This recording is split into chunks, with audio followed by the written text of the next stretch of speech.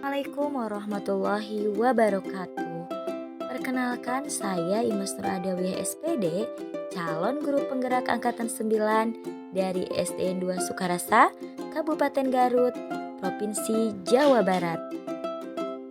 Video kali ini saya akan memaparkan kesimpulan dan refleksi mengenai pemikiran Ki Hajar Dewantara pada koneksi antar materi modul 1.1. Sebelumnya, kita akan cari tahu dulu tentang pengajaran dan pendidikan.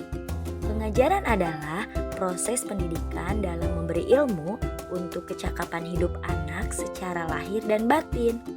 Pendidikan pada hakikatnya adalah menuntun, memberi tuntunan terhadap segala kekuatan kodrat yang dimiliki anak agar ia mencapai keselamatan dan kebahagiaan setinggi-tingginya, baik sebagai manusia maupun sebagai anggota masyarakat.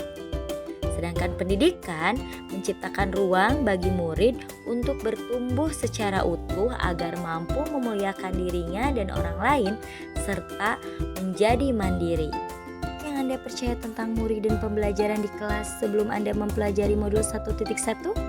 Yang saya lakukan sebelum mempelajari modul 1.1, saya hanya mentransfer materi pembelajaran saja.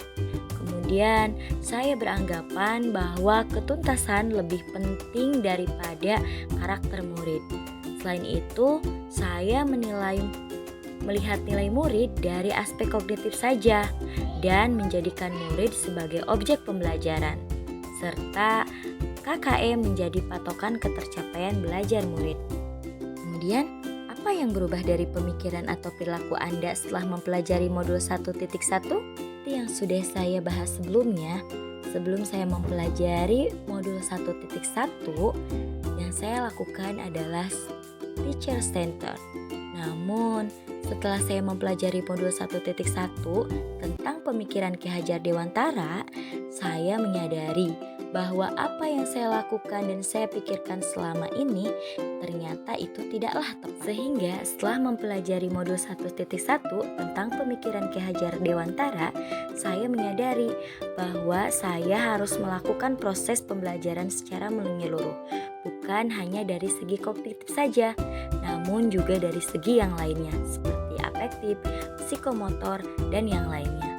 Kemudian, saya juga harus menerapkan strategi atau metode yang bervariasi, mempelajari dan menghargai karakteristik murid, kemudian menjadikan murid sebagai subjek pembelajaran, bukan objek pembelajaran, dan ketercapaian setiap peserta didik itu berbeda. Apa yang dapat segera Anda terapkan lebih baik agar kelas Anda mencerminkan pemikiran Ki Hajar Dewantara?